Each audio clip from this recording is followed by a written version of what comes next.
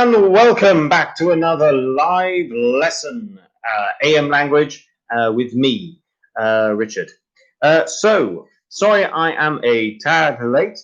There always seems to be some kind of connection issue, but thankfully that has been sorted. And I think today, hopefully this time the thumbnail is the correct thumbnail, and it's not trying to come up with a different thumbnail. I hope all of you are doing well and that you have had a good day, and that if you had lessons this morning, that the lessons went well. Hopefully that is the case. Let me know who is watching. We had a good number of people in yesterday's lesson where we spoke about animals. Today, we are going to talk about word collocation. So how to link words is the idea for today.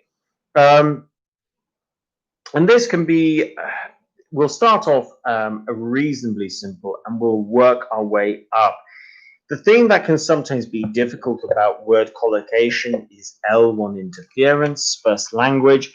Are you going to link the same words as you would do in your own language, or do you have to link different words? So Leondina says, hi, Richard. You're welcome, Leondina. Thank you very much for joining the lesson today. Lovely to see you here. Alida, good afternoon. Good afternoon for you. Buenos días para mí. Good afternoon. Oh, good morning. Oh, so good morning for you, I think. Yes. Good afternoon. Good afternoon to you too. Okay, so we'll probably use the preposition to there. Irina says hello, hello, Irina F. Welcome back to the lesson, another lesson. Thank you very much for joining again. And Sergio says, what's up? All is good. Thank you, Sergio. Thank you very much. So before we start, I'd just like to say, guys, check on our social media sites, especially Facebook and Instagram, if you guys want to know about what the activities that are happening this week at the actual school. And as always, guys, make sure that after all of the videos, you can always find the links in the description below to take you to AM Language's website, where you can find out how you can have actual live lessons, physical lessons as well, and how you could maybe come to Malta to learn English. It's very sunny in Malta. It's hot. It's a great day to be outside. And the sea, what I would say about the sea in Malta is it's quite safe. It's not, okay, we still have to be careful because the sea is always going to be a bit dangerous. The only two things you need to think about when jumping into the sea in Malta is, are there any jellyfish, so little animals that can sting you, and strong water currents? Is the sea rough? Are there water currents? Other than that, when you are close to the beach, usually, though, Malta tends to be a very safe place to swim. And it's a great place to go out on your boat. Well, okay, I don't have a boat, but if you can get onto a boat, get on a boat, because there's some great places to go swimming that you can only swim when you are on a boat. Stefano, good afternoon to you as well, Stefano. Welcome to today's lesson. And Evelina, you too, good afternoon. Welcome to today's lesson. So, yeah, word collocation. What we're going to look at is I'm going to teach you today a method of how you guys can learn how to use words, how to collocate words. Now, the word collocate, I'll just write this in. Collocate. Okay, is to link. Is to. Gosh, what am I doing? That's why. Is to link. Okay, so word collocation is linking words. So I'm going to show you this method. Laura says hello. Hello, Laura. Good afternoon and welcome to today's lesson. So what we need to do is, the first thing we always need to remember when we are learning new words, and I'm going to throw some new words in here today, words that I doubt you guys will know. Some of you might know because of maybe a translation back into your first language, but I think generally speaking, good phrase actually, for the most part, which means most of you, or most of it will be new. By the way, this term, really good to know. So you're talking about what you're going to talk about, and then you can say, for instance, some things will be new, but for the most part, so some things you will know. Sorry, some things you will know, but for the most part, things will be new. And this is a nice little linker as well. So I'll like you guys just to complete the next sentence. Don't forget, for the most part is a linking phrase in this. Oh, Alejandra. Hello, Alejandra. Buenas tardes. Thank you very much for joining us. So, for instance, we will talk about things to do in, let's say, South America, but for the most part, we will look at activities. Okay, so for the most part is how you can talk about what the focus will be. And it's a really good phrase to know. And it also is a good one to start off with in terms of word collocation as well. So I'm just going to write the next sentence here. I am not going to complete the sentence, and I would like you to complete it with for the most part. Let's see if you can put things together. So we will talk about X.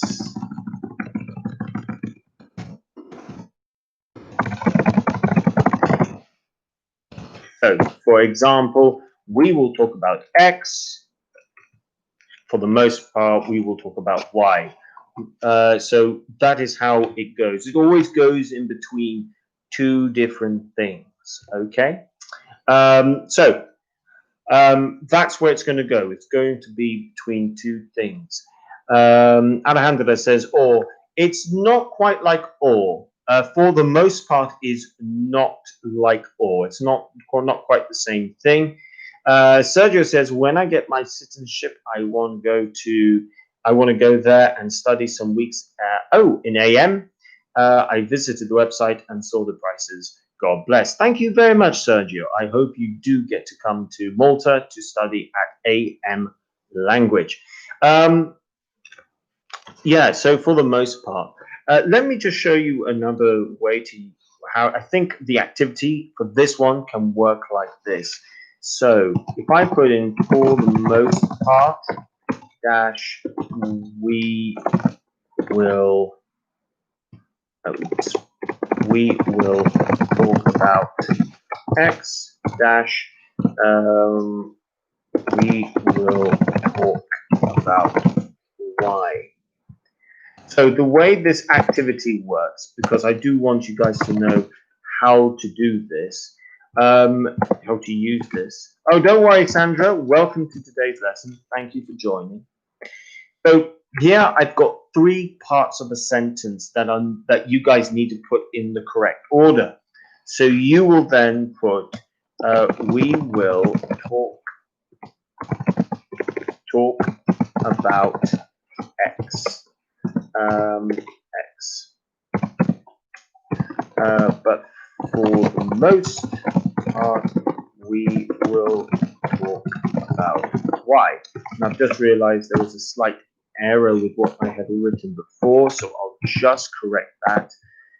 So you guys can definitely do the activity properly, because that is the point. Okay, there we go. I put but in the wrong place. And here we are. Okay, so this is how the activity works. You've got 3 parts of the sentence, and you need to put the 3 parts into the correct order. Okay, let's see if you can do it.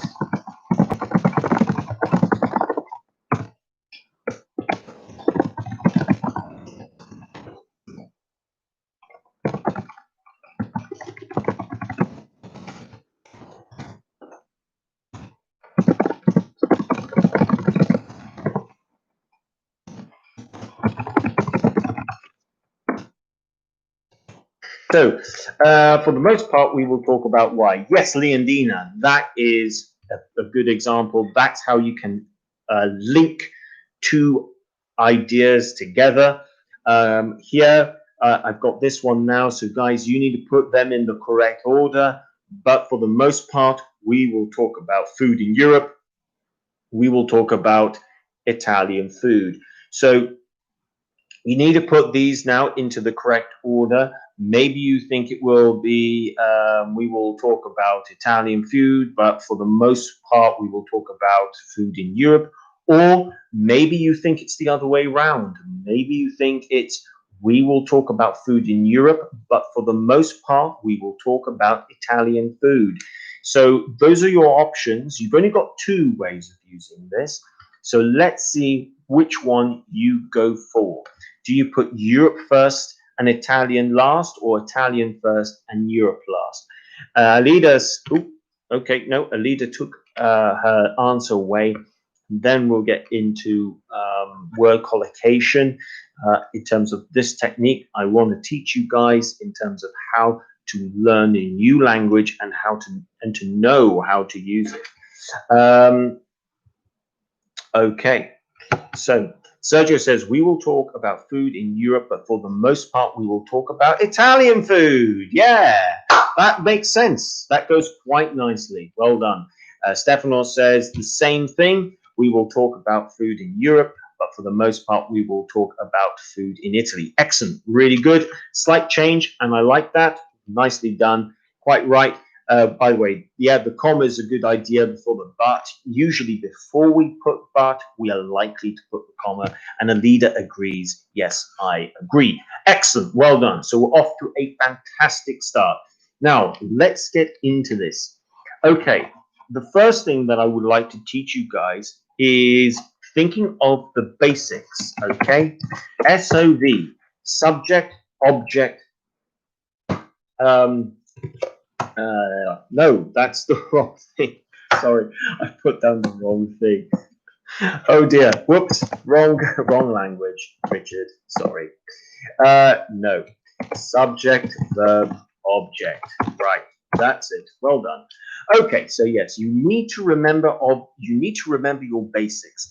Is the word you're looking at the subject? Is it a verb, or is it an object? And that's going to make a really big difference in terms of the words that we can usually collocate with.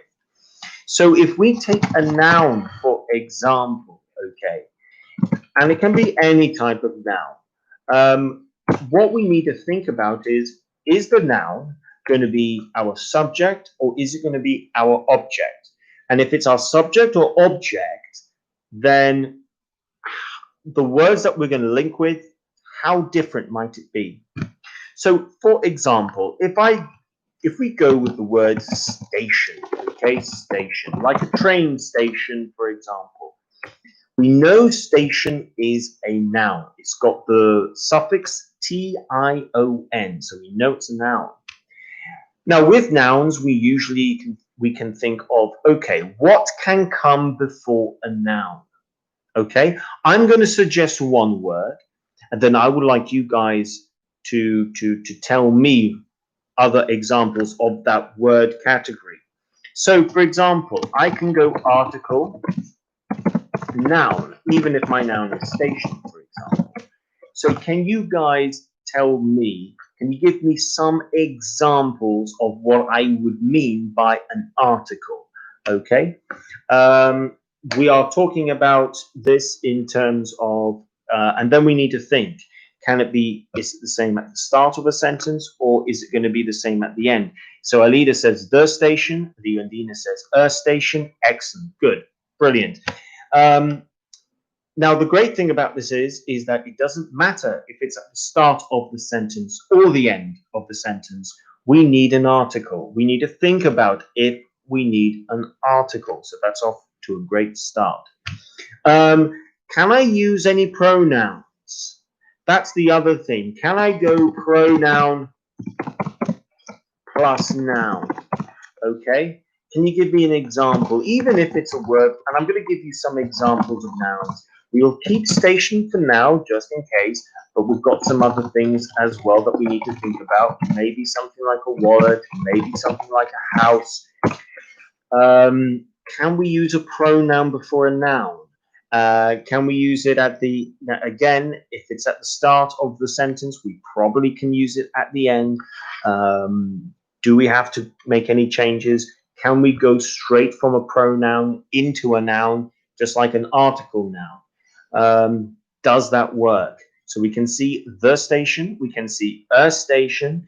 Now, does it work with a pronoun? Can I say your wallet, her wallet, their house? Does that work, or do I need more language?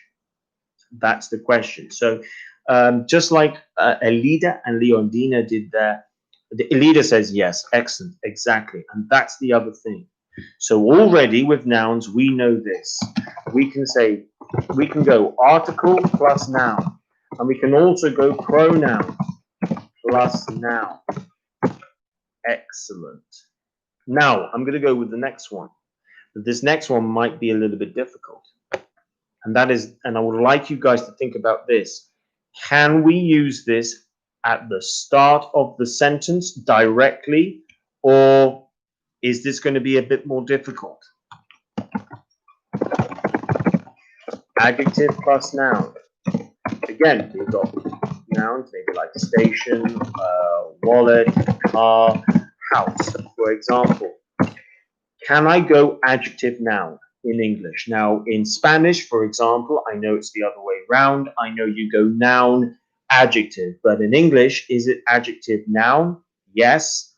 But can I start my sentence with this structure?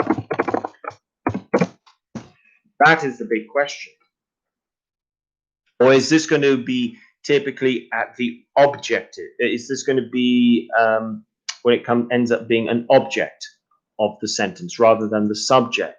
So this is something we need to think about, and articles can play a part in this as well. Let's see what you guys say. Maybe you want to give. Okay, really good. Big station. Excellent. And Alejandra has managed to answer my question. Again, the answer is you can, but you need the article. So I can't start my sentence with big station. That's not going to work. And we know from before we need an article. So we still need article plus adjective plus noun. Savano says pronoun plus noun. Can you give us an example, please? Sure. For instance, so you've got your wallet, you've got their house, and you've got, let's say, our station, for example. And again, with this, we can also put adjectives in. It's the same thing with the article. So, their beautiful house, for example. So now with nouns, it doesn't matter. It does not matter what if it's the subject of our sentence or if it's our object of our sentence. You still need the same structure. You still need to think of the pronoun or the article. You need to think if you're going to use an adjective, and you need to think of the noun. But can you say big stations, for example? Now, because it's a plural S, Alida, yes. Big stations, okay, let's go with that, big stations. But now we've got the next bit. How do we complete the sentence? This is now going to be a little bit difficult. Big stations, we've got some choices. You can either go with are something, or maybe you want to go with location, such as in. And that's the next thing. You need to think of where your sentence is going. Are you going to go with the location, for instance, if you go with big stations in London? Or are you going to go with big stations are something? So that's the next bit that we need to think about. What words can come after the noun? Stefano says, aren't these possessive adjectives? Well, you can have possessive pronouns. The adjective depends really on not so much, the adjective isn't going to necessarily be possessive or not. It's possessive is decided by the pronoun. So you can have a possessive pronoun such as my wallet, for example, my, and then you can say my expensive watch, for example. Expensive is just the adjective. My is the possessive pronoun in that situation. Alida says big stations are in mega cities. Yes, okay, so that works. And this is the next thing. What words come after the noun? So we can see with Alida's example that you've got the verb to be. So yes, you can do noun plus verb to be. But what about other words? You can go noun plus obviously now I'll put this in because we need to make sure we make a distinction, and I'm going to give you an example in case you haven't seen this word before. Okay, these are called auxiliary verbs like have and has. This is an auxiliary verb. So you've got the verb to be like is and are, was and were. And then you've got noun plus auxiliary verbs such as have and has. Stefano says adverbs at plus nouns. No, that is not possible in English. You can adverbs are a little bit different, and we can look at that. No, you can put if there's an adjective, yes, but the adverb has to come before the adjective. So you can go adjective. If you use an adverb, you can go adverb plus verb or adjective. In some sentences, we might put the adverb at the very end, in which case it would come after the noun.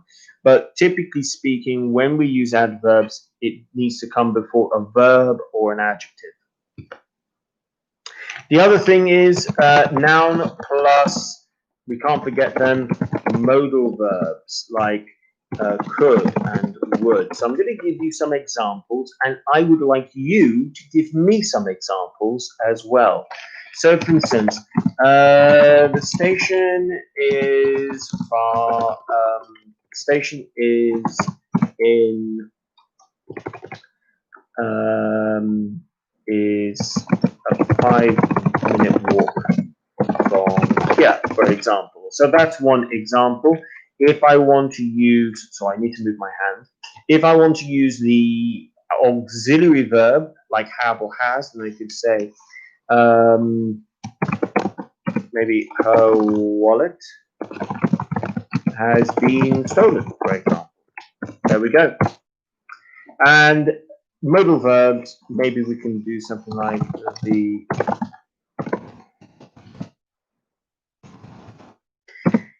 beautiful house could be sold next week.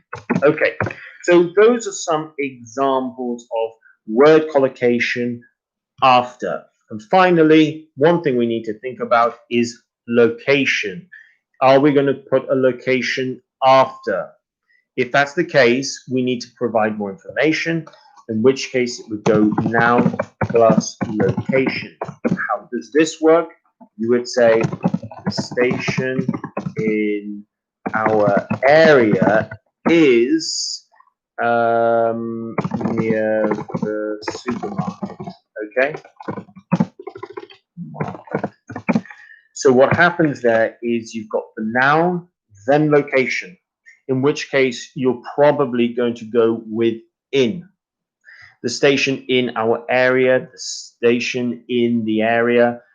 The preposition might change depending on where you want to explain the location of the place. For instance, you could say the station, I'm going to change it from station actually.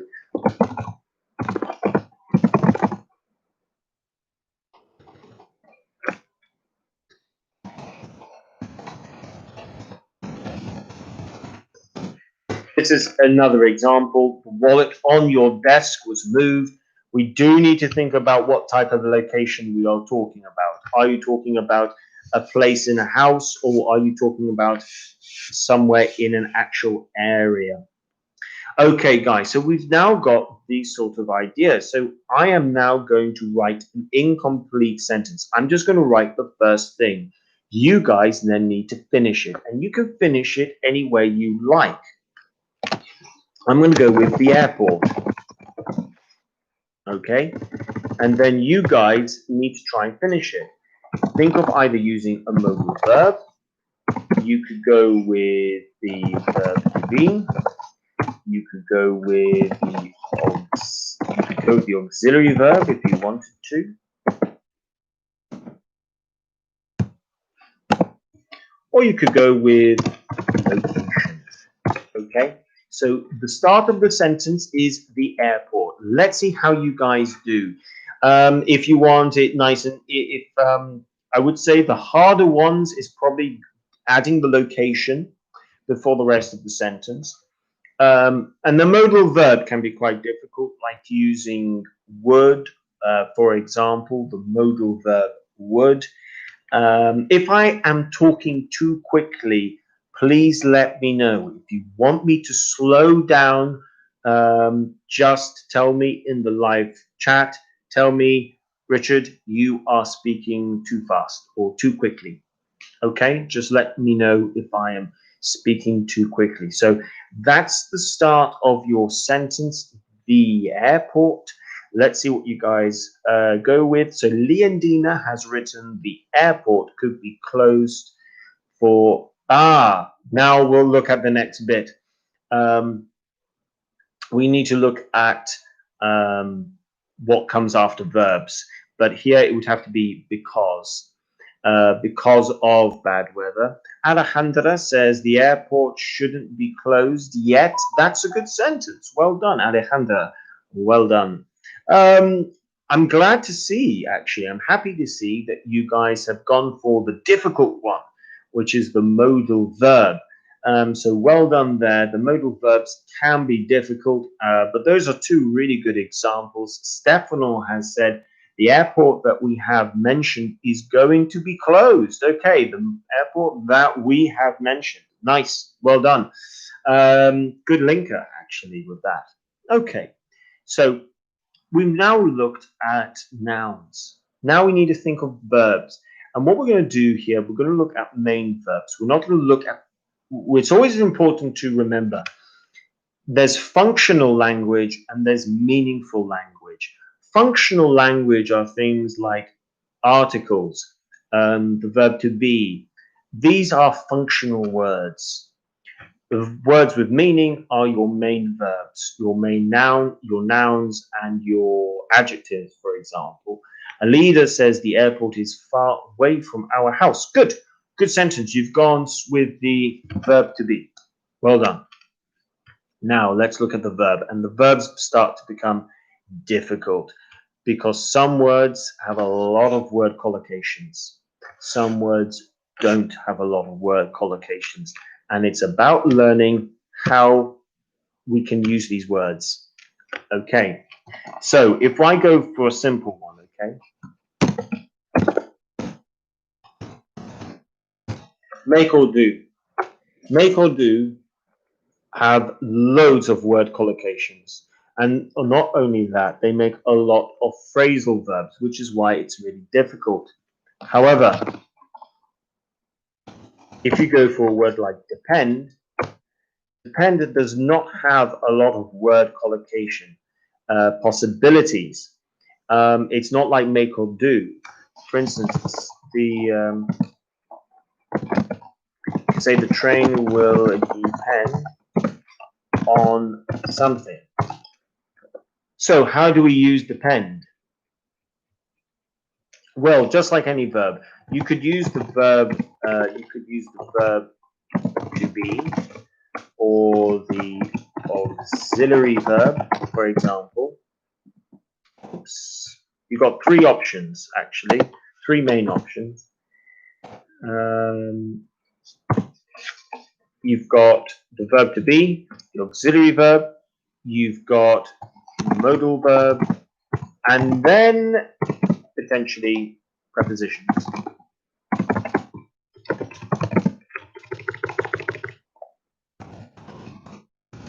Okay.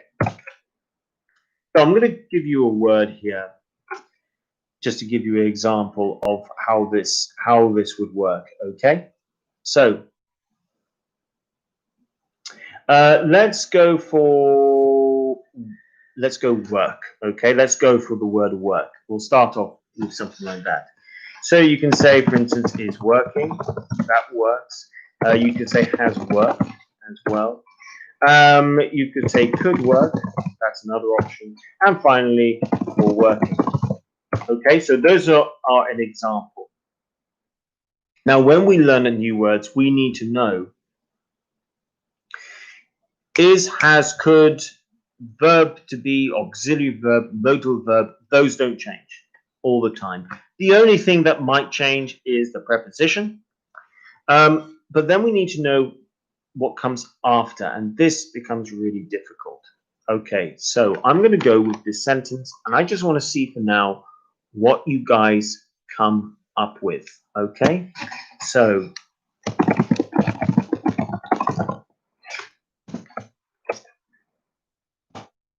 now one of the things that you will know is this, very common after the verb. Can you give me some examples? The first one, prepositions. So if I write I was working, what type of prepositions can I use with the word like working, okay, or work? What prepositions can I use that I can actually make a sentence? I can't use all the prepositions. Work is we use the word a lot, but it doesn't have as many options as like make or do. It's far less. So a leader says at, a leader says in. Okay, so you've got at, in. Can we think of one more? The train will depend on the number of commutes. Oh, close. Will be like, I think you just need to change that last bit, actually. Just those last three words, you just need to think about there, Stefano. Okay, let's see. I was working at the supermarket. That works. I was working in the office. Yes. I was working on her team. Yes. So we've got 1, 2, 3. Good. We can't use when because that's not going to be a preposition. We've got on. Yes, I was working on this project. 4. I was working before lunch. So yes, 5. Okay. After lunch, yes. 6. Okay, we've got quite a lot of prepositions. Still not as many as make and do. I was working under them. Okay, now we're going up and can also use 4. Okay, so you can use a lot of prepositions with work. The train will depend on what the number of commutes will be like. Yes, that reads better, Stefano. Okay, so we can use quite a few prepositions with work. I don't think it's as many as make or do. I think you can use a lot more with make or do. I'm now going to go with a different word, a different verb. And this time, let's see how many ways you can think this, okay?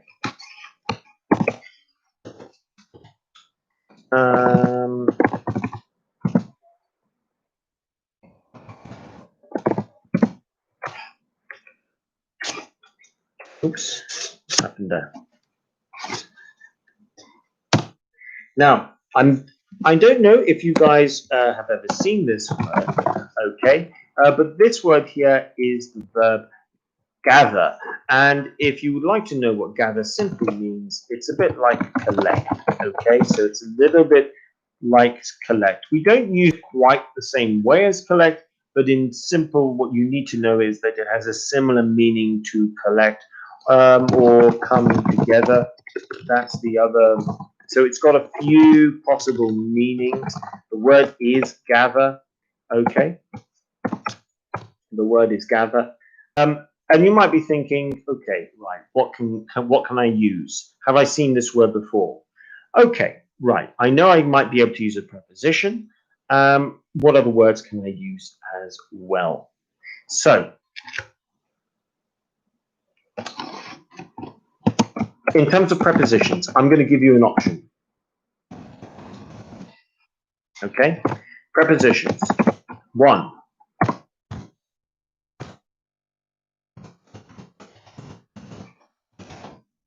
Okay, you've got 2 options. Do you think it's gather up or out?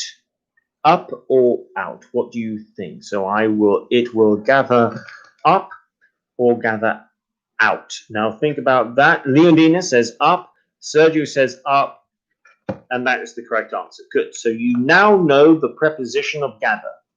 Gather up. Evelina agrees. Good. Well done. Now, let's think about other functional words that we can use.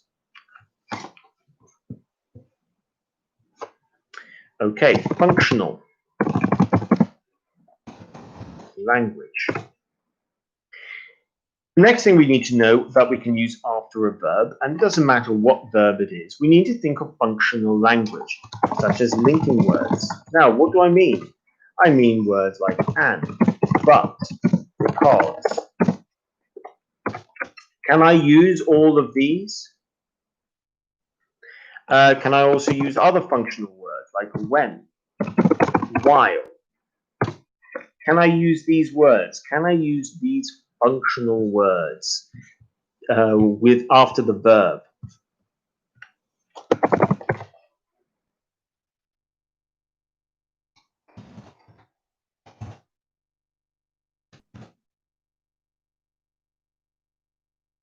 Complete the sentences. Complete the sentence. Yes, we will do. The question is now with these functional words, these are called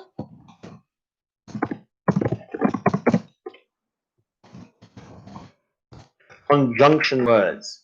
What happens is I can always use them. So verb plus word conjunction actually, or conjunction words. Let's do that. So it doesn't matter what my verb is. I can always use conjunction words. And, but, because, while. And there are a lot and lots of type of conjunction words we can use. Okay, so I'm now going to write a sentence, and I would like you guys to complete the sentence.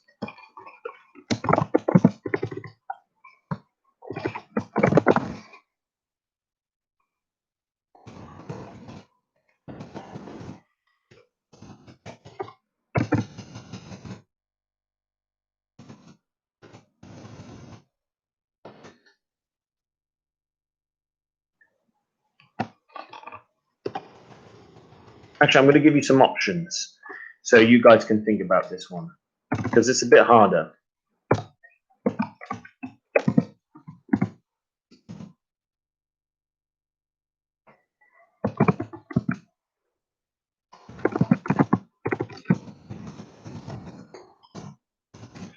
Option 1. Option 2.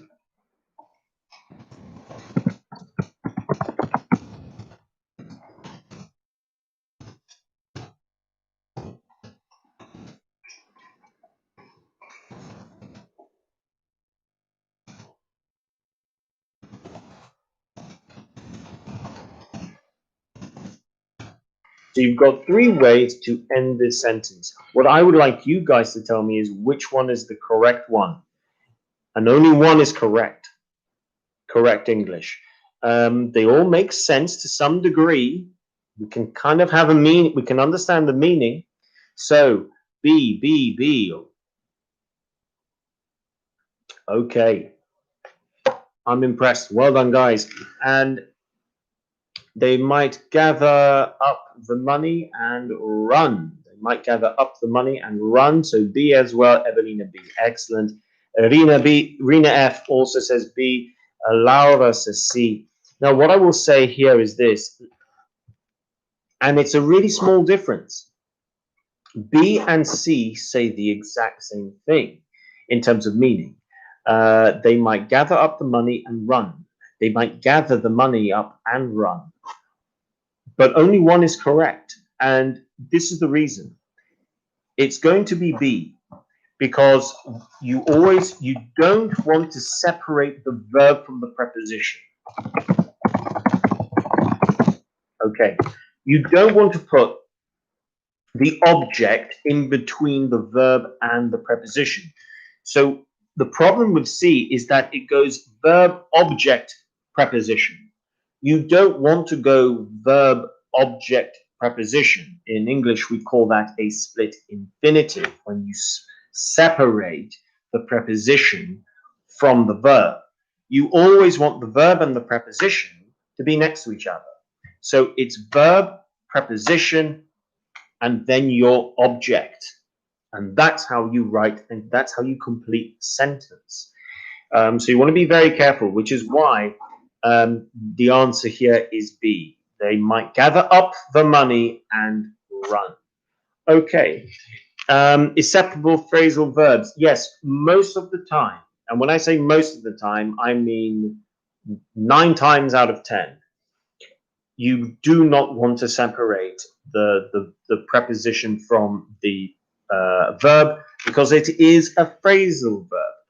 The only time you might do is if it's part of the actual phrasal verb, when you need to put a pronoun. But those are very specific, and usually you will learn about those as when you learn phrasal verbs. Usually you will learn when you can put a pronoun in between. And this is the other thing. If you ever do separate the verb from the pronoun, the verb from the preposition, it's only ever done with a pronoun.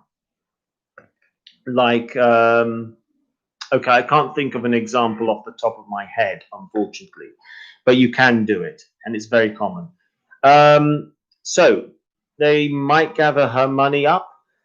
Yeah, well, that would be it. That would be an example again of splitting it. They might gather up her money would be correct. That is technically the correct way to do it. Again, that would be what we call a split infinitive. Okay, so you're separating the verb from the preposition. We don't want to do that. Does it make sense? Yes, absolutely. Can we understand it? Yes. Is it correct? No. Okay, so that is the important thing about word collocations when it comes to verbs. We need to learn what the preposition of the verb is, and we don't want to separate the verb from the preposition if we're going to do it. The only way we can get around this is if we say they might gather her money. The only way I can get around this is if I drop and I take away the preposition. So if I take away the preposition, then I can say they might gather her money, and it still works. Subject, verb, object. What I don't want to do is I don't want to go subject, verb, object, preposition. No. Stefano says, we will meet us up at 10. Oh, no. We will meet up at 10. We can't put the pronoun in there. That's not an example of when we can do that. Let me see if I can think of... Okay, yes, thought of one. Okay, right. I've thought of one. Okay, this is an example of when you can separate the verb from the preposition with a pronoun. And it would be like, For instance, I'm going to take her out, for example, because take her out, when it's part of that phrasal verb, you have a pronoun automatically a part of it. It's a phrase. It needs to have the pronoun. Otherwise, it doesn't make sense, because otherwise we're left thinking who. Because I'm going to take out, I'm going to take out her. No, that's not going to work. I'm going to her take out. No, doesn't work. I'm going to take her out. So when you learn phrasal verbs, usually you will learn if there is a pronoun which is part of it. And this is an example, take her out. You can't, because you can say take out, but then that means something different, like take out money. So I wouldn't say take money out. I would say take out money. I'm going to take out money. Okay? So this is an example whereby I'm not using a pronoun. So because I'm not talking about a person, but I'm talking about the object, money, I'm still going to go take out money. I'm not going to put anything in there. I'm going to take out, and again, I would like to make something clear. Take her out means taking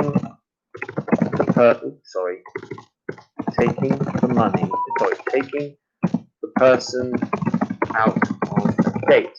That's what the phrasal verb means. However, and let me show you this one before the end.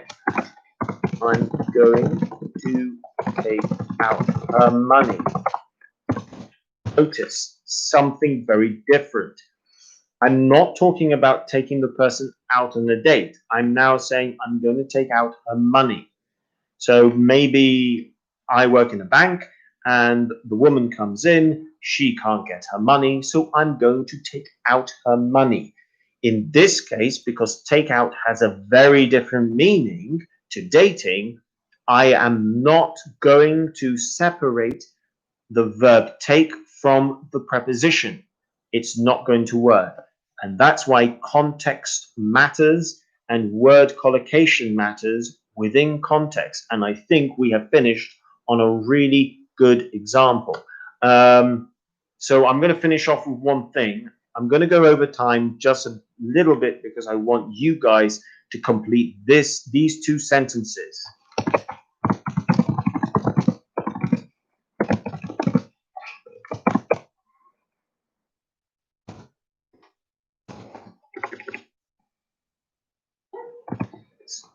One moment.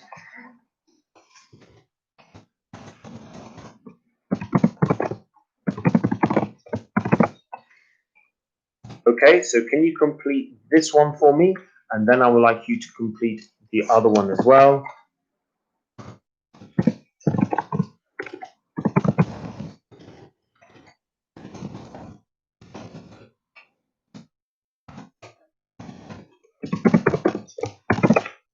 You've got two things you need to complete there, and this is using tape. So let's see what you guys write. You've got the examples above, and then I think one of the things here is that this might make a good one for the future.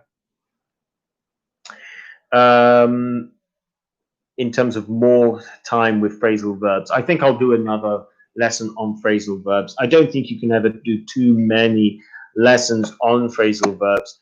They're a really important part of the language. You need to learn how to use them because when making sentences, it plays a really big part in word collocation. Okay, guys.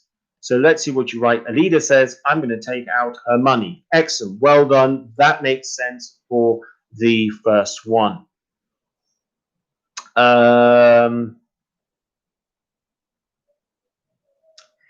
Yeah, you've got a few ones with take, actually.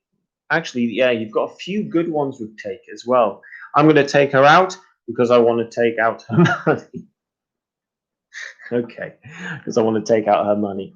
Okay, maybe, yeah. That I suppose in a unique context, Stefano, I think that might actually just work.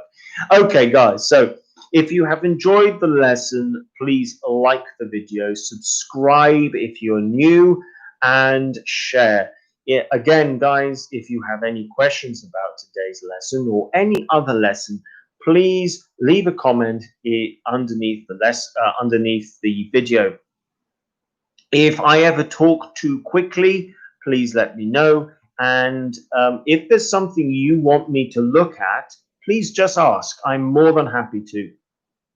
Um, and I'm happy to give lessons for different levels as well. Maybe sometimes you want me to look at something that isn't as high, or maybe you want me to look at something that's a bit more difficult. Just let me know. You're welcome, Stefano. Thank you very much. Thank you, Sergio. Thank you, Leondina. Thank you, Irina. Thank you, Evelina. Have a good evening as well. Same to you, Alida, and you as well, Sandra. I would also like to, and you, Laura, thank you very much. So thank you to all of you who have watched today. So thank you, Laura, Sandra, Alida, Evelina, Irina F, Leondina, Sergio, Stefano, Alejandra, and I think I've mentioned everyone. If I've missed out anyone, I do apologize. Leondina as well. Thank you very much, Leondina, for joining the lesson today. I will be back tomorrow, same time, 4 o'clock, with another lesson. Tomorrow's lesson, if I just remind myself what the lesson will be tomorrow. I know we have gone over time today, but just to remind you guys, tomorrow's lesson is going to be on mobile phone language. So we're going to look a little bit more at that. Thank you so much. Take care of yourselves. Look after yourselves. And I will be back tomorrow at 4 o'clock. Thank you so much, and bye for now.